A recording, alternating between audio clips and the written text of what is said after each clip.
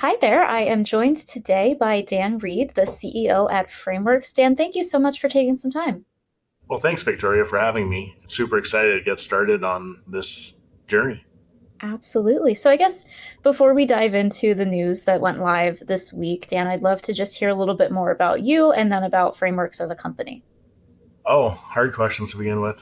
Frameworks has been around, actually, it's only been around closing in on 7 years this year. It's actually not, it's a pretty young company, although I've been doing this my entire career. The Frameworks brand was built out of the idea of really wanting to build an MSP that can bring some of the best and the brightest people together to build a fantastic managed services provider for small businesses.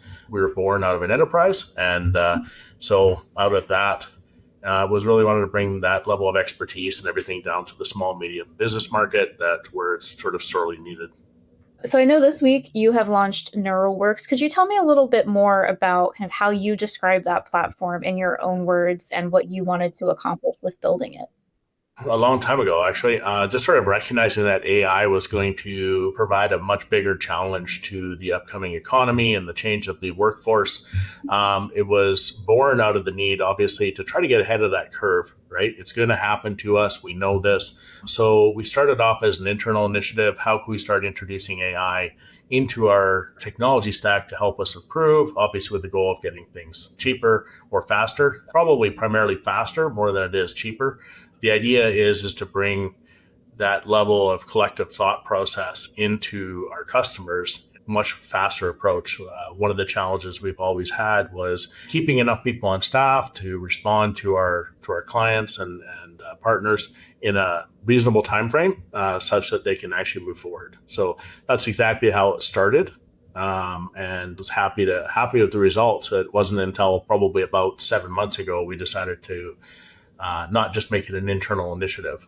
The other side of Neuralwerx is just not the AI side of things. One of the challenges I keep seeing in our industry is sort of that managed service provider sort of hits companies at a certain size and grows up to another size. The challenge being is that many of the small businesses today that need the protections that an MSP can provide can't justify the cost often. So, obviously combining our AI tools along with our complete security solution, the idea is to bring that level of cost down into a reasonableness that even the smallest of providers can get the enterprise protections that most of the companies today need in order to be in business. That was really where Neuralwerx is born out of, and it's my desire to really increase the security level of every single company out there, and do it in a way that they can actually afford it.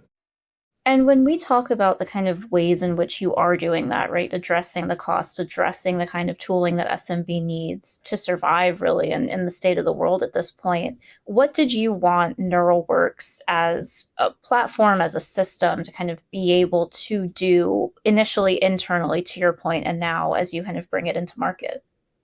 To me, it's actually giving a lot of the control back. So Neuralwerx is about giving control back to the small business owners. One of the challenges with being an MSP is it's an all-in price that becomes a bit of a challenge. The costs continually rise with providing labor. So it's really getting rid of the labor that is the unseen factor. This is I'll call it the repeatable labor, not the value-added labor, like resetting your passwords, fixing that print spooler, doing those things that really drive up the cost of IT. It's not particularly hard. It is repeatable, but often it's at that stage in our life where, yeah, we have to deal with those issues. But at the end of the day, we don't want to keep paying for those issues, especially with new technologies coming out. So the AI was to get rid of the noise. It's not that it's not noise. These are very real problems that our customers have and they need to get solved. Usually they need them solved very quickly. Nothing worse than not being able to print or not getting that email out, or a common repeatable task that takes us hours to get back to, which we already know the solution. We've been building up. We have databases of how much fixing we can get done throughout ticket history, throughout client history, and stop paying for that labor.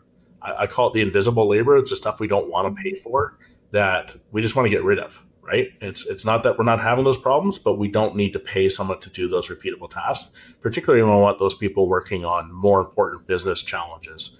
I'll say going up the chain, going up the value added chain.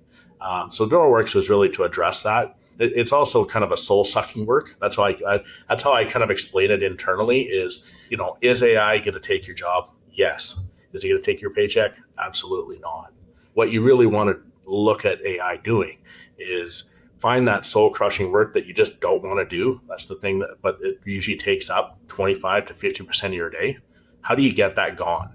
And get that gone in a way that the customer doesn't have to pay for it, right? So that's really what was born out of this, so that our guys can work on things that are more meaningful for our clients.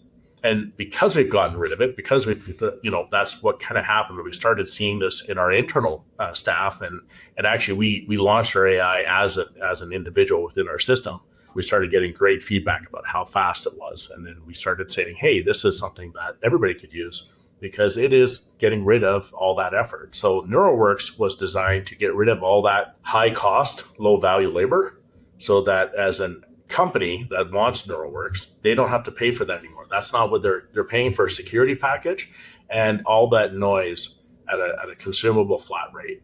That was really what Neuralwerx was intended to get rid of. When you talk about that kind of manual, repetitive, to your point, the work that most people don't want to do, and then on the customer end don't want to pay for, and you talk about kind of freeing up your in-house staff to do that higher value work, what is some of that kind of quote unquote higher value work that you see now you having more time for, more ability to set your team on? Could you provide a couple vague general examples? General examples. Yeah. Often we don't have the time to get involved in our company's businesses as much as we'd like to, or when we do, it becomes a very expensive paid for process, which now we're able to do as part of our services. Now we're able to go and have those discussions about how technology is either improving or getting in the way of their business. We have that time to do it. Not only that, but the more complex problems that are difficult to solve, right? We all know those things that, it's 10 emails back and forth between you and your client about what the actual problem is, understanding it. Well, now we're not wasting the time on those, that 50% of the tickets that really are well-defined, understood. We can now spend more time and get to those problems faster, which ultimately ends up in our customers getting solutions to their problem in a much faster rate, as well as because we start to have more free, I'll call it brain space, to listen to what their problems are. Often, because we're not so rushing as much as we are to go to the next thing, we can ask more probing questions. We can say, okay, well, is there a better way to do this? Rather than just EMT their solution, which, we got you past it, you're fantastic, everything's good. And they always get the sort of, yes, it's okay. Really, we can start diving into those. Well, how do we stop those problems from reoccurring? Right? Because the more complex ones you just don't get to. Now you can spend more time and really being focused on those activities, those problems, and eliminate those ones as well, or at least come up with a better solution. I know MSPs like yourself, right, have been thinking through ways that AI can be leveraged internally in platforms like Neuralwerx as you kind of work to your point, move up that value chain, have those higher end, higher value conversations with customers. How has the process of creating Neuralwerx, using it internally, how has that shaped the way that you view what AI's benefits are in your kind of workload moving forward? Absolutely. It's been just like every company out there today, AI is both awesome and scary. Like I said earlier, is it going to come for your job? Absolutely. Is it going to come for your paycheck? No. It's one of the things we had to get rid of, early last year. The idea that AI, in this changing workforce, how are we going to manage that and really have those honest, frank conversations internally that not just our industry is changing, but every industry out there with AI is going to be changing, and just how we need to be adaptable. The challenges we run into are going to be constantly changing. Like we're changing them weekly, if not daily. A lot of what we've been working on that's brought us, kind of bring us to that next level, as an example, was we spend a lot more time thinking about the governance of not only AI, but data in general and all the things that we do. And that's what we're bringing back to our customers. That's what Neuralwerx is allowing us to do, is to have the discussions with our clients about not just the impact of AI, but how do you govern it? How do you protect against it in a way that, we always use the example, we all hope for that employee uses AI to productivity, right? That's that guy that now becomes, 1, 2, 1.5, 2 times, 3 times. Some of them really guys I deal with can make themselves 4 times more productive using AI. not just with like something in Neuralwerx, but other AI tools as well. So a lot of what we are engaged in is really bringing that governance package into a company so that those AI technologies, those skill sets, those building can now be protected within a company. Do they not just need to think about AI policies and acceptable use policies, but how does AI get implemented in their environment? How does that data get consumed and put out?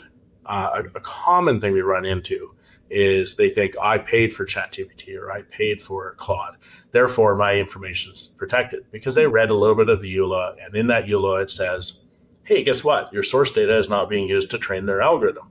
They're not wrong, but if you take that to its logical conclusion, 9 out of 10 people are going to ingest the information so that they can tell the AI to give them the information that I don't have to go read a 30-page document to go get, a one-page synopsis of what I actually care about within that document. What they don't understand is in those paid-for subscriptions, when they're non-enterprise grade, the output is actually also is being allowed to be training those AI agents. So I would say that a lot of what we've spent all our extra time on is how do we manage not only data, but how we manage the governance of the different tools that are coming our way. And quite frankly, the shifting landscape that the world is under data. And we're bringing that to our clients. Just, what's the appropriate use of how we attack these things. So outside of the Neuralwerx, internally, Framewerx has really moved in that direction in order so that everybody in the company understands more about what's happening and can really bring that thought leadership, because it's amazing where some of these ideas come from. Well, and to your point on building that thought leadership internally, when you do take all of this, right, all of these conversations to customers, are you finding that many of them are kind of slowly coming around to the idea that conversations around data governance, et cetera, are important, or is it still a lot of, in your kind of experience, education coming from you into customers going? Yeah, I would say a lot of the education does come from MSPs, and that's where the MSPs have to go and move themselves. Sadly, they don't have time, and that's kind of what was born on this side. The number of customers I've had discussions with that have an acceptable use AI policy finally, I mean, it's 1 out of 10. Not to mention, do they have any kind of protections? Do they have any training? Do they have any policies that say what is good, what is bad usage? What are you allowed to update? Like, obviously the big companies typically will have these. I don't know how well they're adhered to. That's a whole other question. But some of those efforts are about how much AI is used in the business. I think every business owner we've engaged and talked about them, most of them will say, no, AI is not used in our environment. So we always challenge that and say, we'd like to block AI or create a counter. And the amount of AI that's used in these businesses is insane. And the amount of information that's being dumped out for them to do their jobs, a lot of their IP has already been left and they don't even know it. It's always a bit eye-opening for them. And then even when they've either accepted that they don't care, which is a common response I get, particularly in small business, is, my information is not that special. That's okay. But what they're also giving away is to their competition, their own information. But then we have that discussion about, I kind of alluded to it earlier, Joe, who's in your department now, he's using AI. Fantastic. Joe leaves tomorrow, and you go find a new Joe, and all of a sudden you realize that Joe is 4 times more effective. You have to go hire four of those people to replace what he was doing, and you didn't even know it.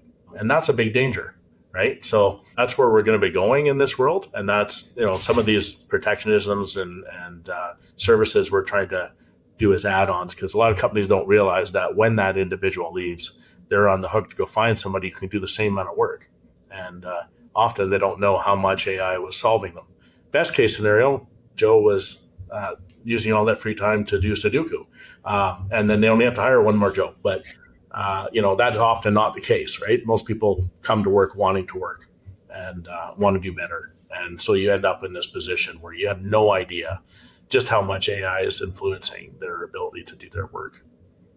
Well, Dan, I'm curious then, kind of moving forward, looking forward, right now that Neuralwerx has been announced and is in use internally, you're bringing it to market as well.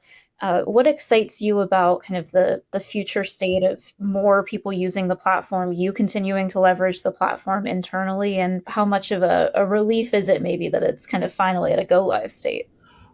It's actually really exciting. It's been kind of, like I said, it was internally used, and then we kind of soft launched it. Not so much soft launched it as we ran it against our clients actually, and showed them, because we actually treated it like a human, and that was kind of exciting because many people started getting all these compliments on the AI. It was kind of interesting. But as we kind of move forward, as it now is sort of unveiled and shown and everything else, I'm really excited that the smaller companies are able to get the security they need as well as the support they need. Often their requirements aren't as steep as what a full MSP would be, but the security tools is where it kind of lives and dies. Not only the AI is helping that area, but it's also bringing forth us as an MSP. The way we treat security is obviously a lot more seriously than the average sort of guy who's driving around his car reselling software, and we bring that to everybody, regardless of whether they're Neuralwerx or full Framewerx 360. In fact, the same teams support the entire security stack, regardless of which solution they are.